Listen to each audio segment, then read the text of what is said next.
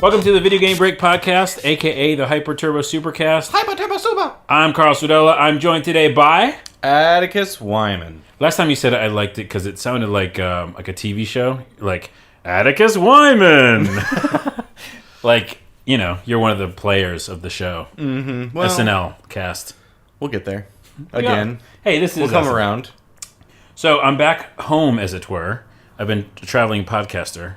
Yeah. You over in the pubs. In the pub, which was too loud.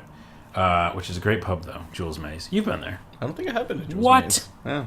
Jules Mays in Seattle, people. If you go there, it's awesome, and they have Manny's, and it was around for a long time. Although, as Ty Kelly, who was one of our first interview guests, reminded me that everywhere in Europe is older. Yeah. Oh, everywhere. I'm like, it's like pretty old. Like 100 years. That's nothing. He's like, yeah. My post office is 100 years old. Right.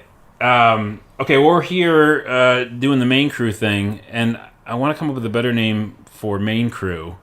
Main crew is essentially you, me, Justin, potentially Core, talking games. But main crew sounds the dumbest name ever. It's not great, but what else? What core team? Core team. That's very business-y though. Yeah. Like if we should be in khakis.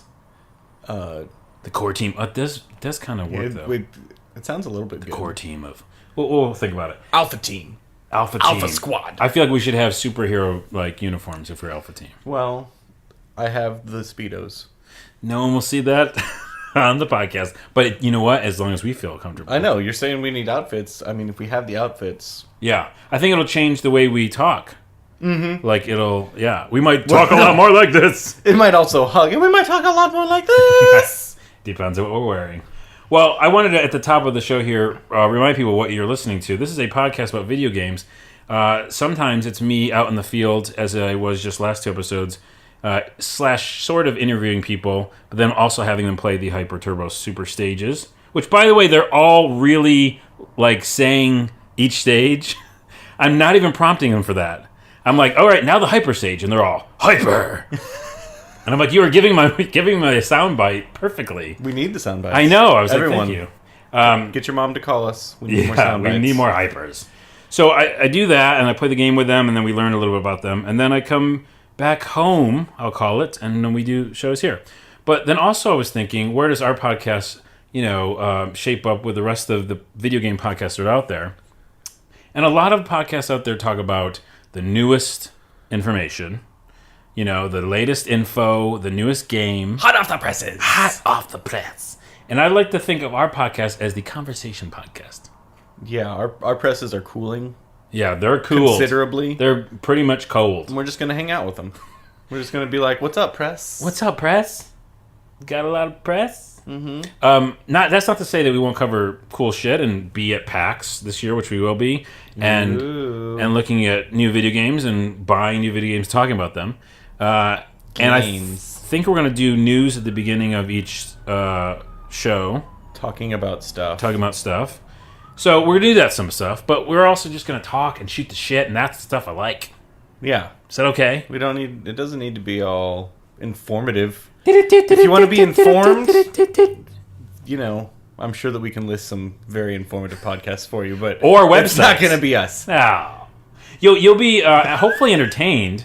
And then informed is on the back channel of that. On the like a backpack. I mean, if you don't go, at least a couple of times, then we're doing something wrong. Yeah, we're not doing it. Yeah. So it's entertainment wearing a backpack of information. Is that okay? So that every once in a while we go in the backpack to get out some. Yeah, that sounds about right. It's the worst metaphor ever. Yeah, maybe it's like a fanny pack of information. Oh. Because backpack, awkward. You gotta stop, but a fanny. That's true. You just go for it, yeah. But then we have to wear a fanny pack. Well, it's a digital, imaginary fanny pack. Then I will. Then yes, sir, I will. I mean, it's totally real, along with my Speedo. Yes. Oh, that is a terrible combination. Fanny pack Speedo, worst idea ever. And it happens. We're superheroes. It's not an excuse. Let's do news. Rollerblades. That's your news soundbite? Oh, that didn't work. Give me another one. I'm still on Speedo. Oh, you're still on I'm still on Speedo. Speedos and fanny pack. And I felt that... Give me a news soundbite. Now, I don't know. I just did that earlier. Oh, did you? Yeah, you weren't listening. I obviously wasn't. News is, there's a little thing I found that Sony, SOE, Sony Online Entertainment, is making a sandbox zombie game, free-to-play MMO. And it's going to be with zombies. That sounds like it could be really fun. Yeah. They have this, what's his name? Oh, Smedley or something, the president, talking about the game. He's the president of SOE. I don't keep Smedley. up. It does sound funny. John Smedley. I was right. Yeah, John Smedley was talking about it on Game Talk Live and showing off the game. He mentioned like Rust and DayZ, a lot of these kind of survival MMOs, and they're multiplayer games basically. There's crafting in them a lot of times. You're making weapons. Seems like really complicated crafting as well. Yeah, and my whole thing with crafting, which is one of my asterisks to this game and what he was showing off, I'm kind of fucking over it, and I might be in the minority. What do you think? I mean, like, I love crafting games for like 25 minutes, and then I'm like, okay, you've gotten too complicated for me. Mm-hmm. Like, Don't Starve was amazing. Yeah, But even its game. Crafting Crafting system just got like overcomplicated and burdensome. Yeah, and you're trying to be too busy being, and you're too busy trying to survive in that game. Yeah. To like be like, hey, listen, calm down with this. Yeah, let me just go ahead and run down this train. It required too much headspace to actually be thinking down the crafting lines for it to be worthwhile. I just wonder if like I'm just old, because like, do little kids, or not even little, do just younger people than me, like really, maybe their brains are processing so fast that like, I don't want to think they're processing faster than me, but I'm just saying, could that potentially be it? Like, what are you doing, old man? Of course I can like craft a million things and then also keep in mind the game. all of the different combinations. Well, remember the kids who had the Pokédex memorized, and you're like, oh yeah, how do you know all of the things? Or someone who can memorize the periodic table of elements. I don't know that stuff, but someone does. Yeah. And toot sweet, I just don't want no periodic table of elements in my video games. Not exactly. Well, this seems to have some of that. It's obviously going to have some action. It's zombies. The frame rate looked good. It looked like it was running smooth, and the lighting was cool. The guy was talking up a little bit. Old Smedley was talking up a little bit too much. Like it's something brand new. I think we've seen all of this in a lot of these types of games. So it's just their foray into it, and I think there's a ton of people getting to free to play because it makes sense now. The model's been proven, so people see that it works. So yeah, I think it's just them joining the fight. Joining the herd of other ones that are out there. I could see it being pretty cool. I still haven't gotten like a Robinson Crusoe style, or Swiss Family Robinson even style, like sandbox game where you get to actually like try to build a subsistence living. Like trying to claim some water and like get some walls that are going to keep you safe, that aren't just after 8 hits they're done, and then you're just like this is a great place fighting attrition. Yeah, but like actually getting to where you choose having an effect on the things that you're doing, rather than it just kind of being everywhere is the same as everywhere. And I think this is a great place to bring the conversation, because that's one of my things about crafting. It's not so much I don't like doing it, because I especially love doing it in RPGs too. I think it's just that when it comes to the survivalist type games that are coming out, I'm that same way. There's so many of the Minecraft version. Minecraft was one of the first ones to create this idea that you've got to stay alive and it's going to be nighttime soon, and do the things you can do really quickly to stay alive. And there's a game called Survivalist that's on 360 right now, on Xbox Live Arcade, that I'm trying. It still feels not what we're asking for. And I think that's it. I think that there's too many games that are like this. They see another game do a version of the crafting or the survival part or the player versus player part, and then they just copy that, and then they do their version of it, right? And now it's just a like spin the wheel, like right. Which crafting paired with which PvP paired with right. which world. Instead of coming up with something brand new, like you're saying. And yeah, I think they can get much more granular with it, much more like unique in what you're doing in the world to survive, you know? And not just like, well, I know that, you know, not using the same vocabulary.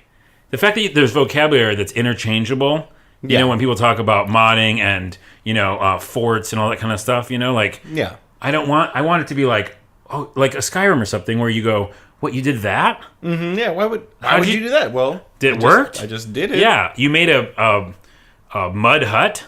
How the fuck did that work? You know? Mm-hmm. And then it worked and you tell me.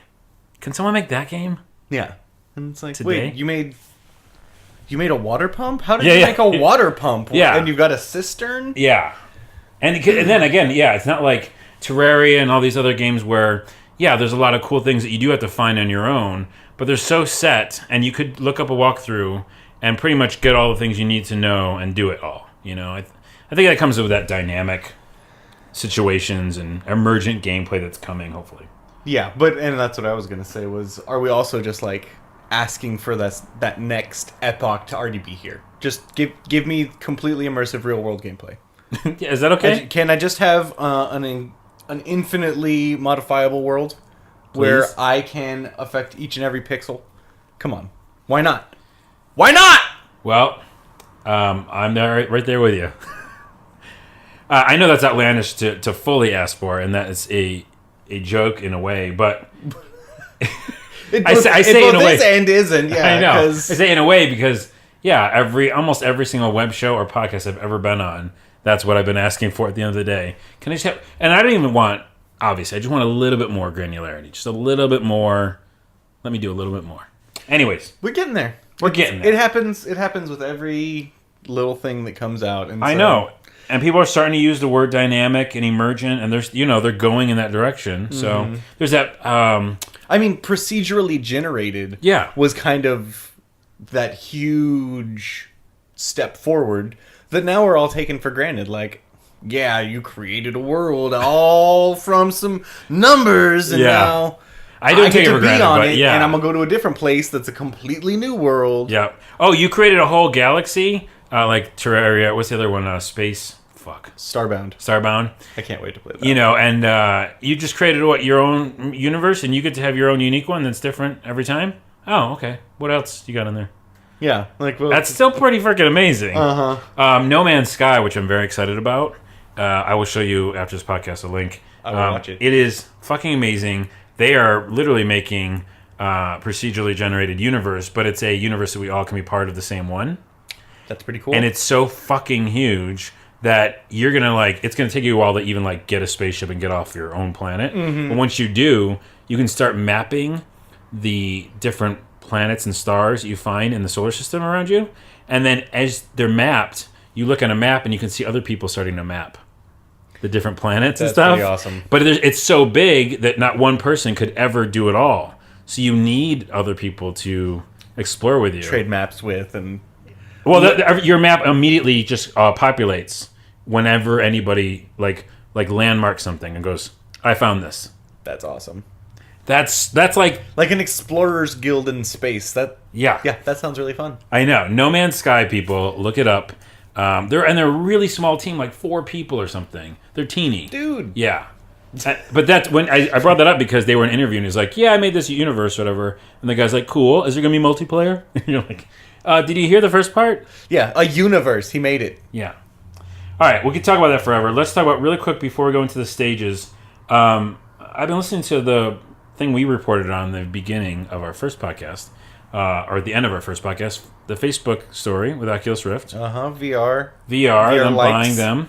I've been hearing a lot more people talk about it and kind of being apologists a little bit for it. And I want to just see what your take is. A lot of people are saying Oculus is always talked about not just being for games and being for more of an experience.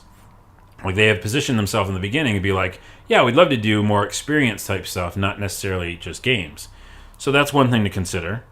And the second thing to consider is that, there's 2 more things. One is that there was investment money into Oculus before the Facebook purchase.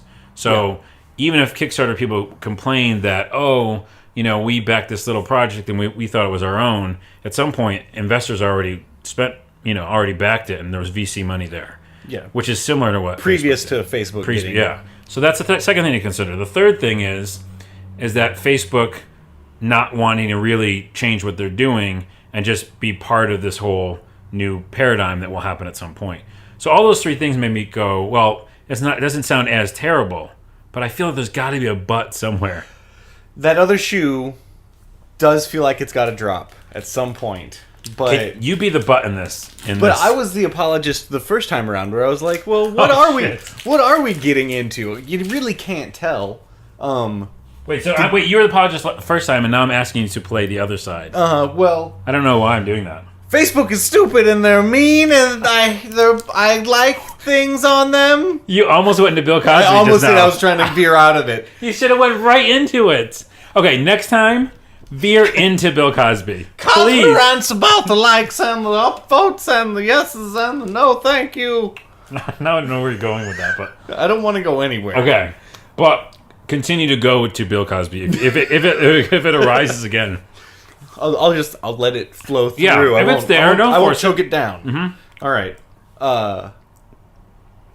Yeah, they're bad and mean and evil because they're a big company. Mm-hmm. But yeah, and especially if you're talking about being more experiential, it doesn't all have to be games. And yeah, as much as it's people who want to play VR games that are getting in there, I also imagine that there are just as many people who are quadriplegic who would love to have an Oculus Rift so that they can go on a hike. Yep. And have, walk up to Mount Rainier or that's a great point, yeah. Walk along a beach.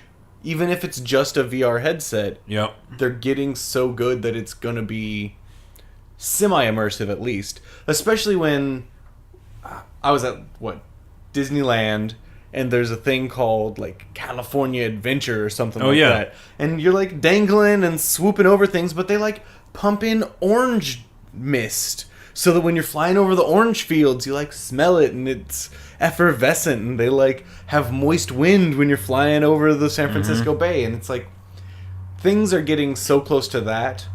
It's in Toys with Robin Williams. He's totally built, VR... Oh, yeah.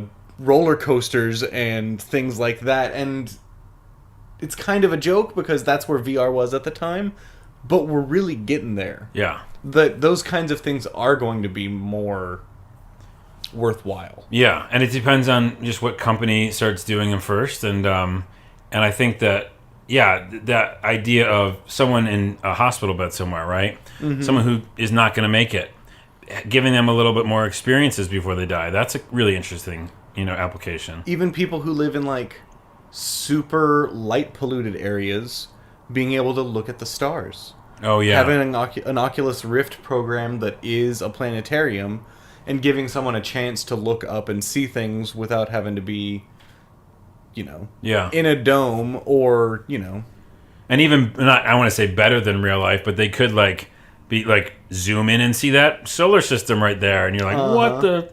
Because I remember when we had those apps on our phones, the first time we got the app that showed us the stars. I still use that. Oh, all yeah. the time. I mean, it's daytime. You're like, where am I again? In the galaxy? And you point it to the heavens. What's that bright thing over there? It's a space station. So you could do that in your VR headset. So, yeah, I'm coming around with that part of it, but I still think there's a really awful, nasty butt somewhere. And every time a giant company buys a smaller company, you have to worry. I know, but if it was Microsoft, I would worry less. That's all I'm saying. Because see, I wouldn't. You really? I would be more worried if Microsoft. But they do games. They do. I don't know. But I feel that Microsoft has more of a goal towards which they turn all things that come under their purview, rather than letting something progress forward. Because, they're saying, they're going to be doing everything. And it's yeah, Microsoft might be more focused on the fact that you could create gaming interfaces that would be excellent. But I think that the openness of ability to do everything is going to be counterpoint. Do it. Facebook is the thing where we all are freaking out still to this day about privacy shit. They're the ones who literally use our, like, they harvest our, like, lives for their gain, right? And they don't give us anything in return besides the features and the functionality, blah, blah, blah. But the point is they're the ones who are, like, deep into everything about us, having us go into... Yeah, just that's all you got to do is set it up with, right? So that's the part that freaks me out. It's been, like, Microsoft obviously has a lot of verticals. They have a lot of, directions they want to go in, and I can question where they're going with their business. But for the most part, they don't want to know too much about me or my friends or my family or everything that I ever did. And so that's the part I think that freaks me out. It's the kind of, I'm going to put on these goggles, and I don't know what it's going to happen in the future, but Facebook's going to probably be a part of it. Or they could be. Mm-hmm. And then what does that mean for all the things that I do in there or experience or being fed to me in there? I think that's where the real worrisome comes from. Is like, it already was, especially more in the past, like the Big Brother weird thing. And people are starting to be like, oh, I just don't use it anymore. It's not so frightening anymore because I just don't even use it much and whatever. But that's all. I think that's the thing that freaks me out the most about it. Like, what does that mean? Oh, yeah, because then they can, then they're scanning your eyes while you're doing stuff. But they can do that right now. Are you joking? No. Oh, okay. I think you're like, yeah, all right, Carlos. And then they could scan your eyes. No, I'm like... No, because they totally can. Yeah. I mean, especially if you're doing a VR headset, I imagine that there must be some sort of pupil tracking. And if they're not doing that yet, why the hell not? If I'm putting goggles on my face to have it react, like, I don't just want to have to turn my head. I hope it's tracking my pupils. It's funny you should mention that because Garnet just talked about this on his podcast, which I think he's going to mention on our show on his podcast. Garnet, thank you very much. Eye tracking thing he talked about that was outside of the Oculus Rift, so a separate thing, but it registered your pupils, it did some calibration, and then your pupils became the camera in the game. So the thing he always talks about is he was playing a game and he saw this bird go by, and he goes, oh, that's weird. The camera, like, just focused on that bird for no reason. And then he realized he did it because he looked at it. Because he was watching the bird go past. Yeah. So they're building that, obviously. And before that even, when I was in San Francisco 4 or 5 years ago, I was at Demo or TechCrunch or one of those conferences. They had software on the computer that did it. And it was based for advertising. It was a company that they were selling to other advertisers. To track whether or not people are looking at your ads. Oh, yeah. There was these, I don't know if anybody knows about this. There was hotspots on the page. So I could look at the website, and I could see the red spots, and that's where most people looked. That's weird. That happened 5 years ago. So I'm just saying, okay, put all these things together, and you have that butt that we were talking about. Uh-huh. Okay, that's all we're saying. Yeah.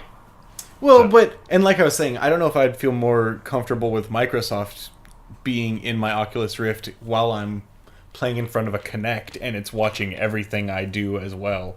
I feel like there's just as much data that could be gleaned from... Well, there's different data. Different data, for sure. But also, there still isn't as much because, I mean, if I think about my Xbox account right now, one, it has my email from 1,000,000 years ago, which is hilarious. It has an old Yahoo account. Oh, nice. And for some reason, I can never update. I don't understand what's going on. But, so it's got, old email address.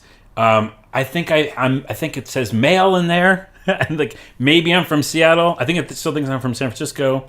So Microsoft has nothing comparatively. Even my Live account and my Windows 8 account, there's such bare minimum stuff that's in there. And in Facebook, I've left it twice because of, lots of reasons. But they literally, when I went back, they had everything just as it was, 1,000,000 connections, 1,000,000 tag pictures, 1,000,000 everything. So, all right. And they're always asking, let's just fold that into this. Yeah. Oh, you've got an account there? Let's just fold that in. Yeah. No, they know everything about you. All right, we'll move on, and we say that I think that I'm definitely on the side of the Oculus being experienced. It doesn't have to just be games. People should calm down with that aspect of it. But let's see what Facebook does. Yeah, I am not holding my breath for it to be a completely pure and glorious gaming experience, but we also might get something kind of cool out of it. Yeah, and then we have competitors like Sony has their Morpheus, and there's going to be other like headsets, so it's still a ways to go. It's early days. All right, let's get into the stages because we spent a lot of time on Facebook and start to do Hyper. Oh, your best one ever. Hyper stage is what we're doing right now. Hyper excited about games we're into, we're playing, or hyper excited to have come out in the near future.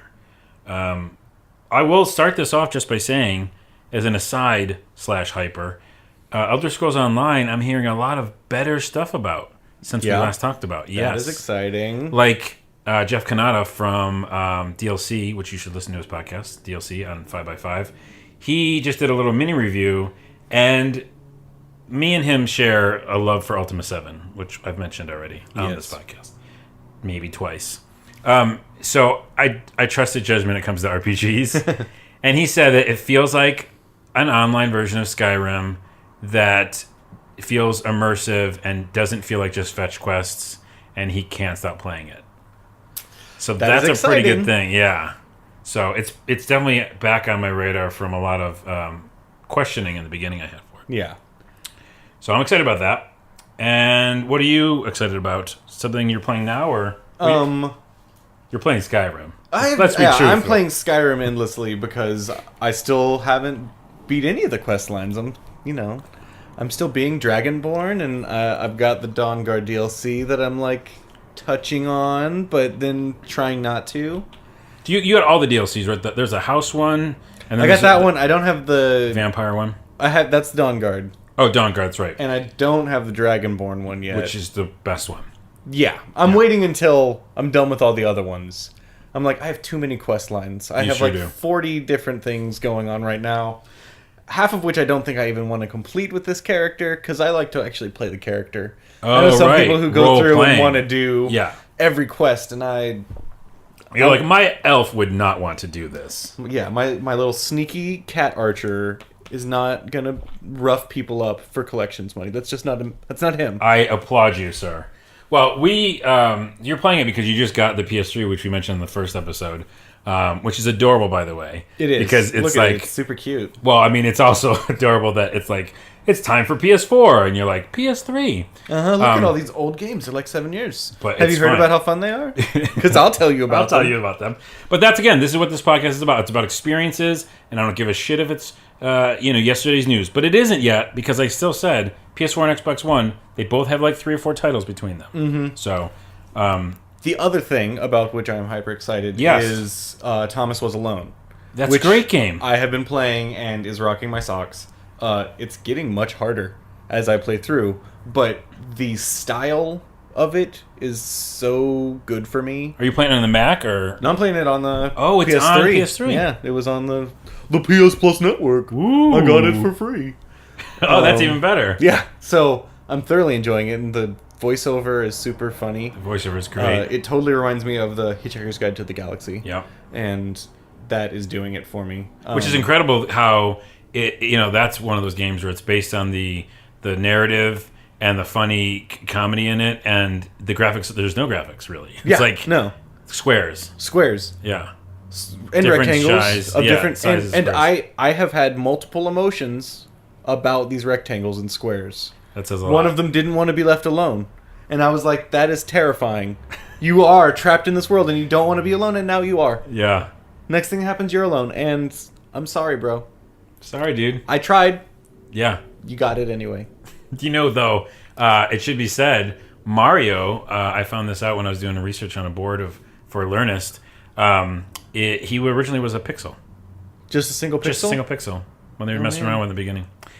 Pixels can be powerful, but Monsieur Marbos did not have the story that Thomas Was Alone did. No, and all of the little bits from the book about the Ghost in the Machine, those things are also really engaging because they kind of give this real world analog to this, fantasy of these pixels are trying to get through a program. Yeah, but I think it's key that they said program, because it made me go like, okay, now I can relate in a weird way. Yeah. Yeah. Yeah. It's like when they just put you in a world and you're jumping from thing to thing, it's like, well, why? But yeah. And then it doesn't hurt that the guy's British, the voice actor. Oh, yeah. I mean, it's like, now I mean, if he was talking to me like this, I don't think I'd be enjoying it. I think it'd be really annoying. I'd be enjoying it for a different reason. Thomas was alone. Chris was an angry little bitch. Was that bitkish? Yeah. Was that it was a mixture of bitch. You can swear in this podcast, you know that. I know, right? And I was trying to not, and then it's again trying to choke it back and then just going for it. Again, go for Cosby, go for bitch. All right, so you want to go both of them. Bitch. Although you know what's funny? Sorry, that was inappropriate. The only let's beep that one. I'm not gonna. Full of vitriol. Really? I'm not gonna bleep anything. This one has the explicit tag. Most of them do. The second episode with Ty Kelly did not because I didn't mention that we could swear, and we just didn't. I feel like it's who I'm with, you know? So you would make your grandmother so proud. We got one in the can, at least, with no swears. All right, so let's go on. To the thing I'm hyper about. Thomas, a great little indie game. If everybody haven't played it, you can play it on your PC or Mac as well, I believe. Oh, it's Steam. I think you're right, yeah. Yeah, it's Steam. That's how I played it. And then in PS3, if you're still on that thing. So, no, but we'll talk about more PS3 games. There's a ton of them. I mean, I could go back and play older games than that and still have a lot of great fun. So let's go to the thing I'm hyper excited about, which was two things. Besides Elder Scrolls Online, which I'll get to. Another game that I'm playing that is also free on Xbox 360, again, Xbox 360, is Hitman Absolution, which is the last Hitman game. And I think I'd started it a long time ago and never finished it, but now it was free, so I was like, okay. Give it a go. I have two things about it. One, it's a lot better than I thought it was, as in the shooting feels so good. Did you play the new Tomb Raider? Not yet. We talked about that, yeah. The shooting and the bow and arrow stuff in Tomb Raider is just spot on, where it's like you aim, but there's a little bit of an assist, so you feel like when you go to hit L trigger, it kind of knows where you should be aiming at. Yeah, who you're talking about. So it's got that, so you feel like, okay, I'm aiming, but it's still helping me out a little. So that makes it fun. And then it's got great little, Matrix-y kind of a bunch of kills at once thing. Oh, yeah. But it's so the world is fleshed out in a pretty good way, and the shooting feels great, and everything feels a little bit like you can do it how you want it. Like, it's based on sneaking, you're a hitman, you want to do that if you can, but you can just kill people and do it that way too. And there seems to be at least a few different paths, like literal paths you can go sometimes. Like That's always the best part about the Hitman games. Yeah. I don't think I've played one since 2003. Oh, really? Okay. Like, I played the original couple of Hitman games, and they always had that, which was really refreshing at the time. Yeah. Where you really could do the stealth a little kills. bit. Yeah. It's like, as long as they give me a little bit of each side, and then especially like the paths, like in this one, you're going into some big factory. You can go into the bottom a little bit. You can go into the side. You can go straight in the front door if you can pull off some sort of like, they're not going to kill you and you sneak, or you kill one guard and, So that's that kind of emergent stuff that we talk about. That's the kind of dynamic play that I like.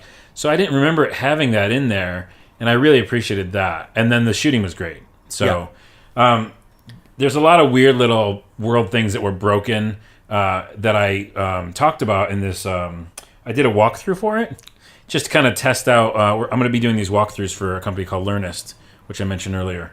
It's Learni, so learni.st. It's a weird website, but I do things for them, curate content. It's clever. And when I'm doing these walkthroughs, these funny walkthroughs where I kind of look at games and see all the things that are going on, like, you look at like the little box of cereal and what's it say, or how do the NPCs react to you when you do this thing. Nice. Minutia. I love the minutia. So I'm doing it with this game, Hitman. There's tons of shit that's cool, like little world stuff they put in there. But there's also stuff that doesn't make any sense. Like, you go into a crowded square, tons of people. The minute you do anything kind of bad, like you shoot something, the cards are after you, everybody cowers, like they get in a kind of fetal position and, hunched over. And they just make this really sad, like, puppy dog, like, noise. But then they always do that forever. Like, they don't ever, like, get back to normal. Over it? Yeah. They never get over it. Or ever. Run away. No. They're just going to hunker down And maybe this shit will go away at some point. And here's the thing. Even when you hide, at some point you hide, the alert goes down. The alert levels, you know that. Yeah.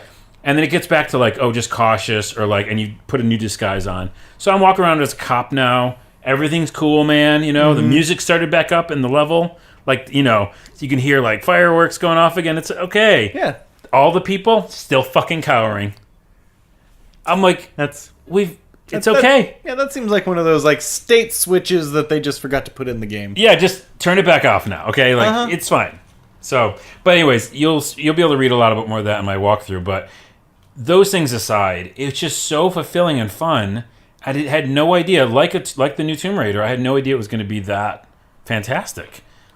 But there's one problem. Uh-oh. Did you break it? I do break games, but I don't know if this is just me. I looked at it online. It seems like other people have the problem. And if people are listening to me already, they already know probably. But I got to the last level, the level before the last level. There's this big Mexican dude called Sanchez, who they always tout as like the toughest dude. And I'm like laying people out and like real confident right now. You know what I'm saying? Like, I'm about to beat this game tonight, motherfucker. And it loads up Sanchez's level. And I'm like, let's do this shit.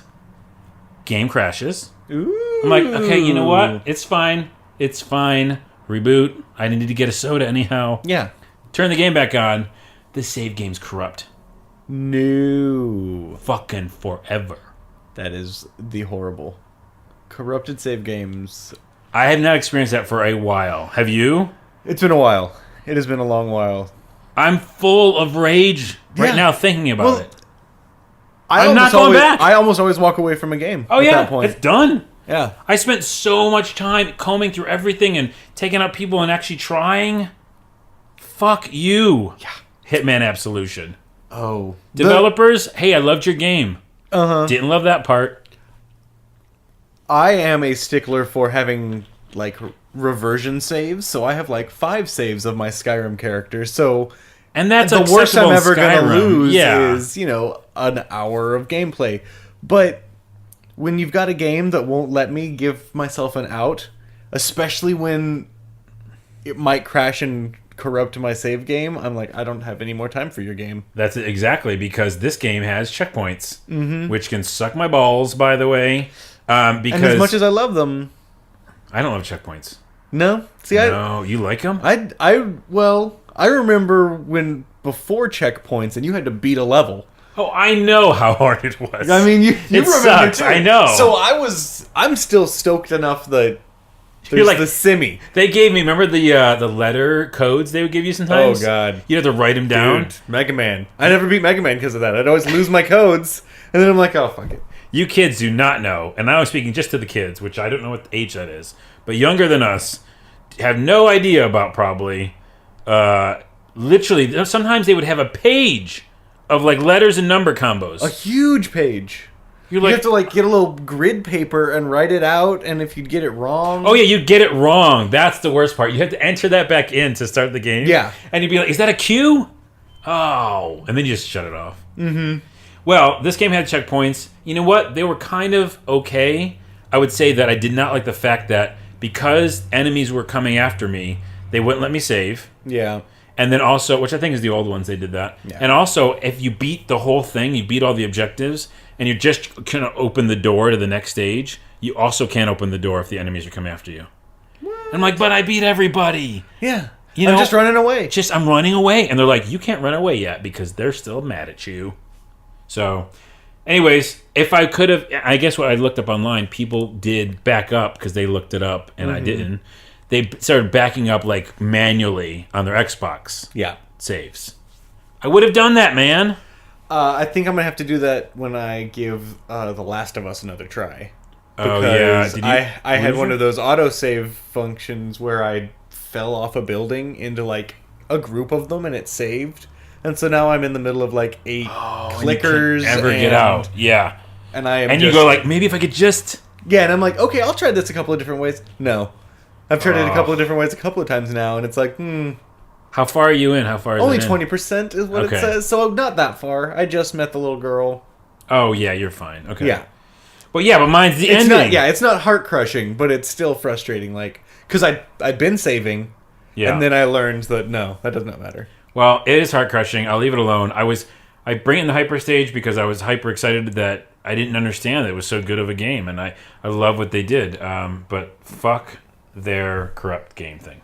Okay, so one more thing I want to say. I didn't expect to talk about, but last night I downloaded the demo for FIFA World Cup 2014. Do you play any of the FIFAs? I have played some soccer games. I'm no good at them. Yeah, no, I mean, but I would say that nobody in North America is. There's like that one guy who's like, I'm the best. Oh yeah, my gamer tag is this. It's soccer, dude. Yeah. Well, yeah, because they're always fun to play, but you're like, am I playing right? Because there's also that. Like, I love watching it, but I'm still clueless on some of the rules. Yeah. Well, it's the same if I play a Madden game. I have no idea what I'm doing. Oh. I can pick a play. Is it the right one for the moment? I don't know. You needed the old school Madden where it said Ask Madden. And just hit that button every time. Yep. Well, the mechanics are great. I'm playing on 360. It's a lot of FIFA games are the screen's pretty far away. Like the character's pretty small to do all that. But the mechanics and the way that the players move seem really realistic, and it was just fun to play. I didn't put it on like easy mode. I did play as Brazil. I'm not sure if that mattered, but it was easier than I'm used to. And I don't know if that's what they did. I feel like the team that I was playing, I believe it was England, was less aggressive or something.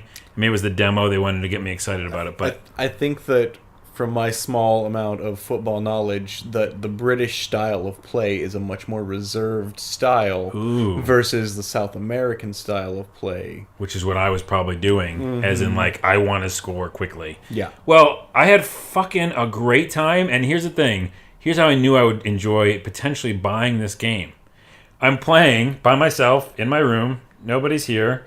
I get a goal. I didn't even think I would ever get one. You know? Like, I was just like, I'm just going to play this because it's to see how the mechanics are. I get one, and it was, like, smart. Like, my one guy, I don't know any of the lingo, but my one guy tried to hit the ball in, and the goalie hit it back, and he did the thing where he blocks it, but he doesn't catch it. And it goes flying to this other guy, and I immediately go for a goal with that guy, and he gets the goal. So like a block goal situation. Rebound. I just yelled in my room. I immediately put my hands up and I yelled goal. No one was there. I had to yell. That's a good game. Getting you wrapped up in the sport of it. Yeah, I was like, goal! Oh shit! I was so excited. So I love this FIFA thing, but I will say 2 things I didn't get. 1, extra time. I feel like they just do it for no reason. Like, all of a sudden you hear the announcers go, looks like they're going to do extra time. Yep, 4 minutes and 23 seconds. I thought so. What is that? Why? That's a soccer thing. And then the other one was offsides. I was like, really? They showed me where I was offsides, and I was like, I still don't see it. Yeah. Offsides is kind of a pain in the ass. They were just... I mean, it makes sense on a giant field. I hate it in video games. Yeah. That is one of those things I turn off in any game. Can you turn that? Oh, you can turn that off? Yeah. Lots of times. Anyways, surprise. Hockey games let you turn it off. I'm hyper excited about FIFA World Cup 2014. I am surprised. You should be. Well, but we'll play it. What? What? We'll play it over here, and maybe one of us will yell goal. Let's do... Turbo Retro. I said retro there. Did you? I think I did. Did you? Maybe I didn't. This stage is where we do an old school question. Old school gaming question. I've decided that old school also includes PS1 because we're old people, or I'm older, and PS1 is still old to a lot of people. Oh, man. It's, Yeah. So, it's, older than plenty of people who, would probably beat our asses at FIFA. It's true. Let's do favorite ending to an old school video game. And now I think you're not going to be able to answer this question because we talked about this. And I have beat I don't know if I've ever beat a cartridge game. You have to beat one of them. Like Zelda. I think I've beaten Zelda Link to the Past. Yeah. No, Ganon from Nintendo.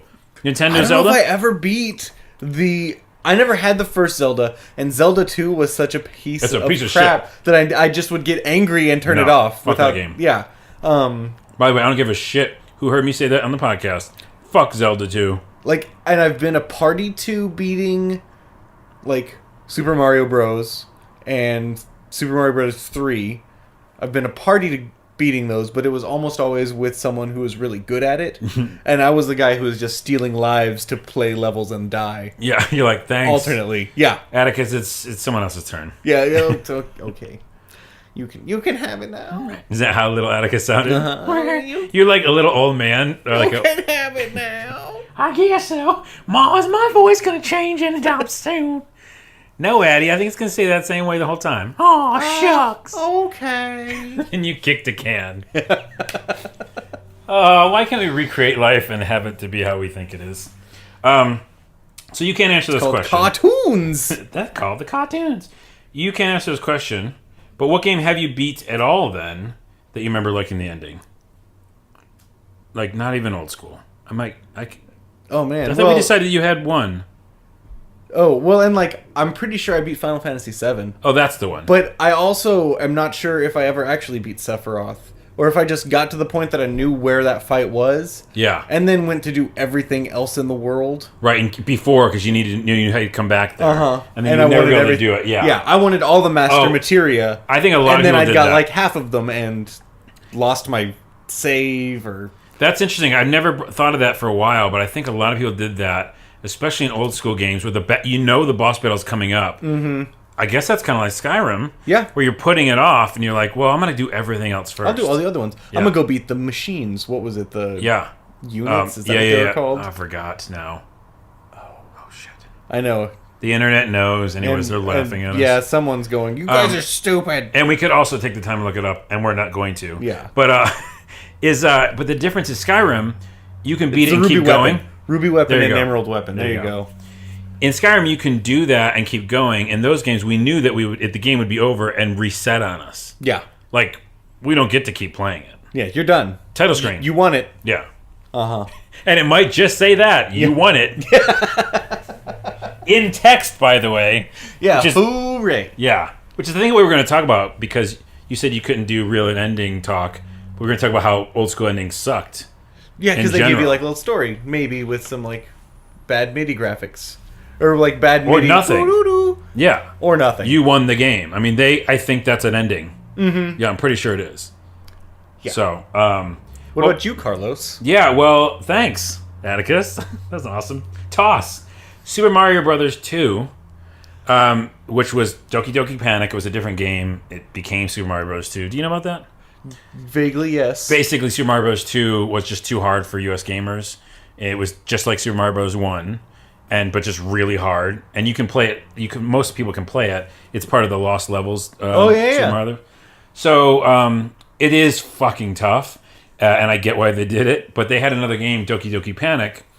And they just repurposed that game with new assets and put Mario Brothers in it. Gave new characters. Gave new characters. But it's fun because it's totally an offshoot. I love Super Mario 2. Yeah, it's a weird-ass game. It was weird. The weird dark worlds where you can like throw the chemical down and make a dark world appear. And so it was a fun, weird-ass game. And I remember being very dedicated to beating it because it was so weird. And the ending was we didn't need much back then, right? Like I said, we needed a little more than text. And this one had this, it's a bullshit ending, but it's also interesting because it was a graphical ending. So you beat this big Toad King or something, I think it's a Toad King, Frog King or something.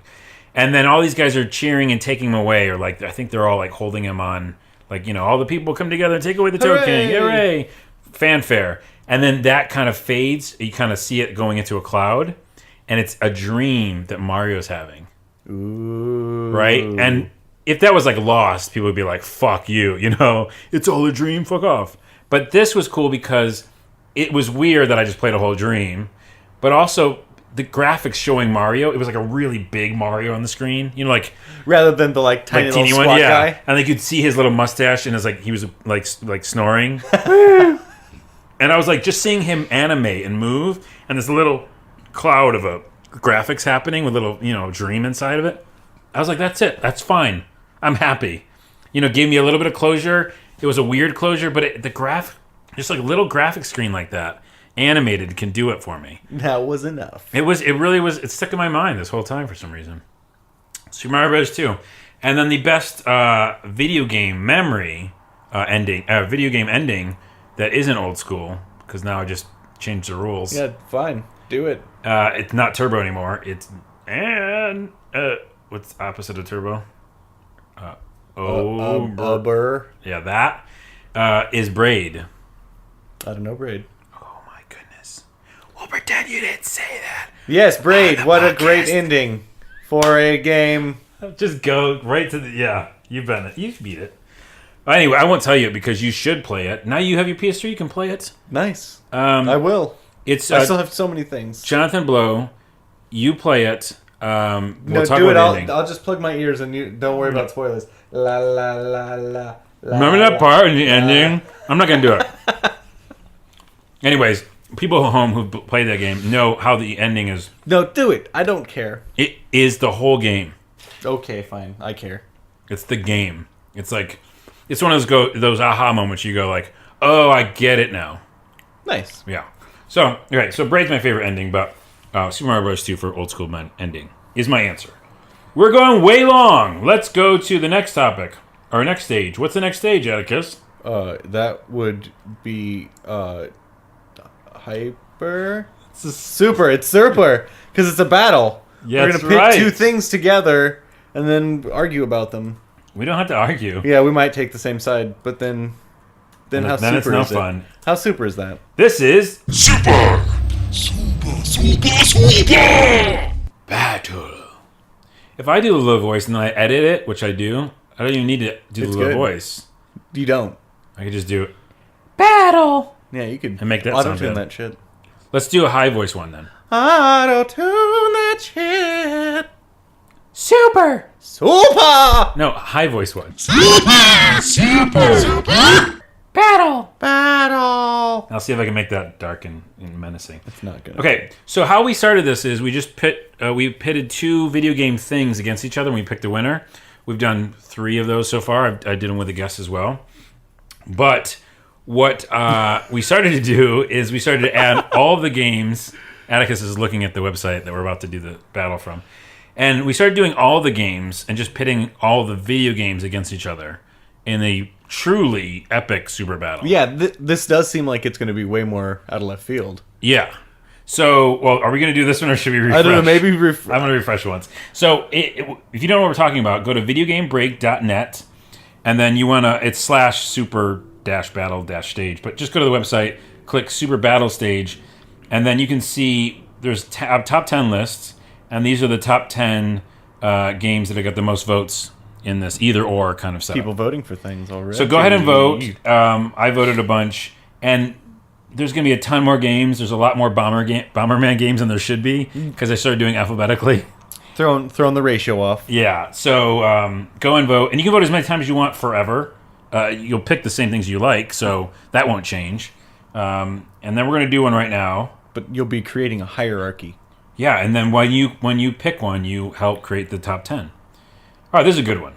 So we just refreshed the page, and we're going to do one. I have a feeling Atticus hasn't played most of these games, but we'll see. Yeah, it's very possible. Okay. I played a little of both of those. Oh, good. So we're going to talk about... All right, Super Battle for today is... You do the first one. Brutal Legend. Alan Wake. All right, this is a battle. 2 games. Enter. One must leave victorious. And if there's a stalemate, then the internet will decide. Mine's an easy answer. You want to go first? I think because I played more Brutal Legend and I love Jack Black, I have to go with that one. Wow. Okay. But that is only because I have played so very little of the Alan Wake game. It's the better game though overall. What do you think? But I'm also not really into the survival horror by and large. That's fine. It sounds like your answer is Brutal Legend. Yeah, I think so. Give me some experiences from it or what you remember about it. It got kind of mixed reviews when it came out. It's real goofy, and it's definitely not taking itself seriously. And I could see that almost being a hindrance to it. Mm-hmm. And it's so self-referential. Yeah. But it's pretty, and it's got it's got ridiculous music in it. Oh no! You know what? Everything that you just said, I like. I would call all those positives. Ridiculous. Pretty Jack Black. The music. I think the problem I had with it was the gameplay itself, because it was free roaming, kind of open world for a while. Then there was kind of like the tower defense or like strategy elements to it. Remember? I don't know if I ever got to that. Well, yeah. At some point, it switches up its gameplay. It definitely didn't hook me and make me crave more of it. Yeah. I definitely played it for a little while. I think I rented it and played it and was like, okay, I'm done with that. Yeah. Well, you're still picking it though. I didn't play Alan Wake. Okay.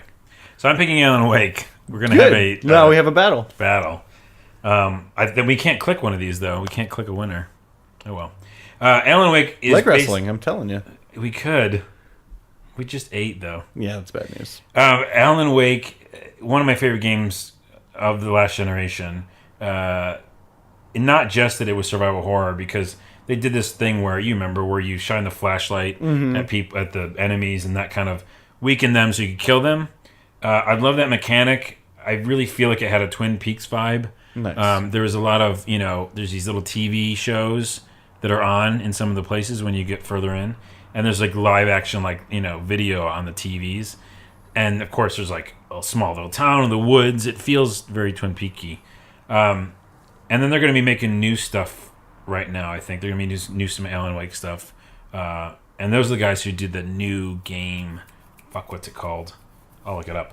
But yeah, it's just the atmosphere of that game was so fucking awesome and dark and not like anything I'd seen before. They were okay to be...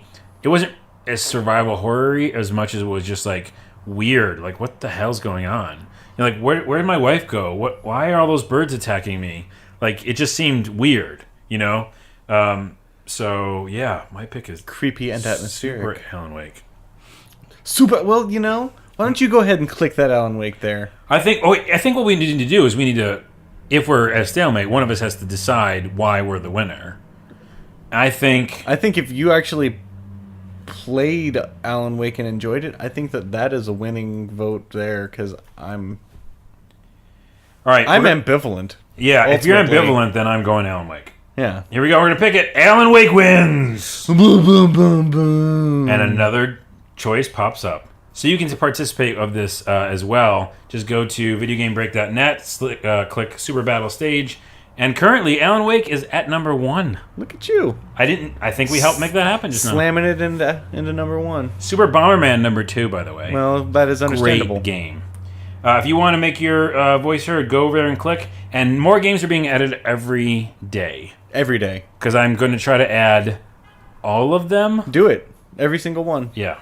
Because that's easy. It seems pretty easy. Yeah. I think I would take a fortnight. If you can actually get that done in a fortnight, you are a machine of data entry. I am kind of that, but we'll see. I'm looking up this developer real quick so I can get this so I don't seem stupid. Plug them. Developer. And looking up the game I was thinking about from developer Remedy, who did Alan Wake, is Quantum Break, which is coming out for the new systems, which looks like incredible. That does look really amazing. So, I love them. Love Alan Wake. Alan Wake is the winner. All right, so that does all the stages. Stages. I don't think it's a voice for that or an ending. I will mention that Ouya, which I still love, I like a white noise machine when I go to sleep. Do you do any of that stuff? Oh, yeah. Fans or whatever? I put on movies. Yeah, movies. It could be music. I could switch it up. Droning conversation does it for me. Yeah, you have to pick the right movie. I watch lots of Daria. Because it's mostly droning conversations. Well, if you have an Ouya and you like a white noise machine, there's a thing called Douya Sleep. Ooh. Funny, you play on words. It's 99 cents. I purchased it last night because it has rain, ocean sounds, things you would normally get from whatever. Yeah. Uh-huh. And you could buy a CD of that or download an iTunes thing. But this is all in an app on your Ouya. It's on your TV. It's already hooked up essentially. You're not like putting a radio on or putting a CD in or something. And I can turn my screen volume or my screen to brightness down. Uh-huh. So that's not a problem. But they even have little things if you want something on the screen. I don't know if people have that white noise, but also kind of visual white noise they might like. Yeah. But you can see raindrops. They pick. You can have it raindrops. You can have it be snow. You can have it like virtual flames. The snow is kind of weird, and then there's fireworks and things you would not want on ever. But I thought the rain was kind of nice because it's just simple rain, and then or just nothing. Kind of almost a dark screen.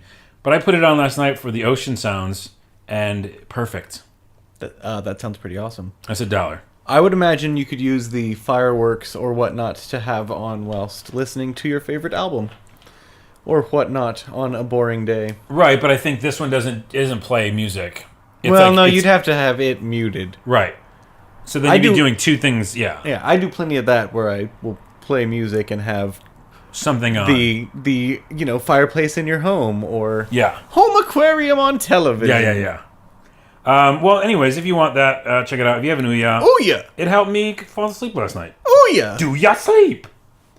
That's it for the show. Please go over to the iTunes and like us because they're still tabulating the results. Tabulate. And they need more results. Give them results. So just give it a star, 2 or 4 or 5, whatever the max is, or close to that. Leave a comment. And by the way, you can comment on this episode on that page because generally it says comment for like the whole podcast. But who's going to keep doing that? Like you can say like, yeah, I think it's pretty great, and then you're never going to comment again. Yeah, no, keep commenting. Comment about the episodes endlessly, because then you can like join in on the stages that we just did. What's your favorite old school video game memory for endings? Was what I said totally erroneous? Yes, you could also say that. You could also say who you thought should have won Alan Wake versus Brutal Legend.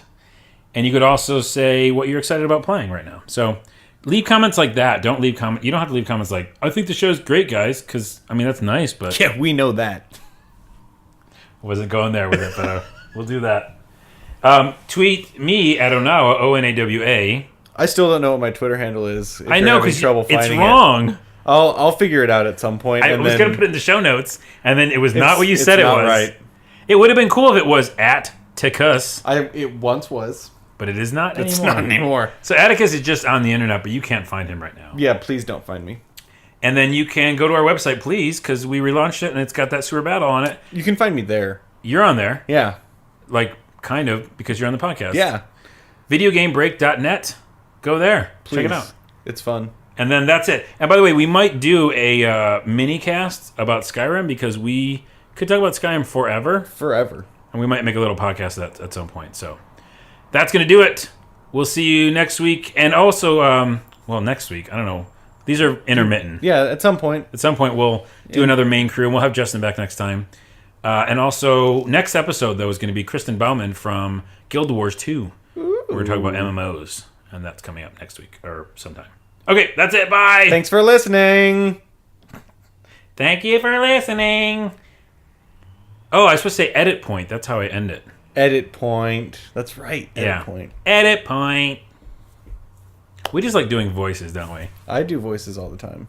We should do voices and then somehow get paid for it. I want to do that. That would be my dream job. How can we get voices? We pay voices and pay paid for it. If I was less lazy, I would actually use this website that I signed up for that gets you to do voices. But they're generally for ads and they're not... exciting. Oh yeah, please buy this pizza. Mm-hmm. Here's my funny voice. The only one I actually did was for like a sporting goods store. How did it go? They did not like my recording. It didn't go well. No. Did you do old timey voice or what did you do? They wanted like a kid's voice and I was like trying and it didn't work. You're like, hey mister. I was trying to be really excited. Oh, totally. You should end the podcast because we're not over yet. Teenage boys are awesome. That sounds creepy. Do edit point in that voice. Ready? Go. Edit point. Awesome.